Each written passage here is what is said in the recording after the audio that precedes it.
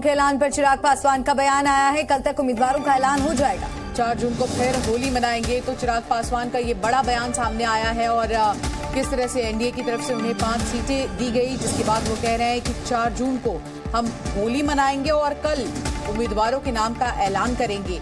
वहीं दूसरी ओर पशुपति पारस क्या रुख अपनाते हैं, इस पर भी सभी की निगाहें हैं। लेकिन इससे ठीक पहले सीटों के ऐलान पर चिराग पासवान का ये बड़ा बयान सामने आया है। तो सीटों के ऐलान पर चिराग पासवान ने ये बड़ा बयान दिया है। कल तक उम्मीदवारों का ऐलान हो जाएगा और 4 जून को फिर होली मनाएंगे। तो कल तक उम्मीदवारों के नाम सामने होंगे। चिराग पासवान की तरफ से ये कहा गया है 4 जून को फिर होली मनाएंगे। चिराग जी, ये होली दोबारा भी जल्द मनने की उम्मीद है?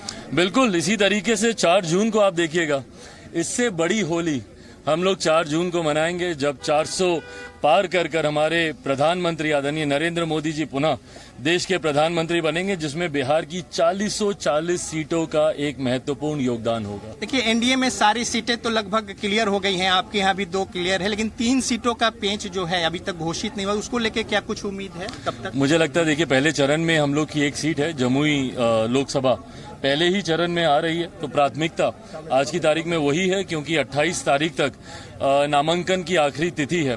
तो मुझे लगता है जितने पहले चरण वाले हैं, पहले हम लोग ध्यान उस पर केंद्रित कर रहे हैं। हमको गया भी है, मांझी जी के यहाँ भी है, नवादा है, वहाँ से हमारे भाई विवेक ठाकुर जी वहाँ से चुनाव लड़ रहे हैं। तो तमाम ऐसी सीटें जो पहले चरण में आ रही हैं, पहला ध्यान उस पर केंद्रित है। पर मुझे लगता है कि साथ ही में बाकी की जो 3 सीटें जो हम लोगों के खाते की हैं, लोक जनशक्ति पार्टी रामविलास की हैं, जिसमें समस्तीपुर है, वैशाली है, खगड़िया है, ये इन तमाम सीटों पर भी मोर और लेस पार्टी में अब एक सहमति बन गई है।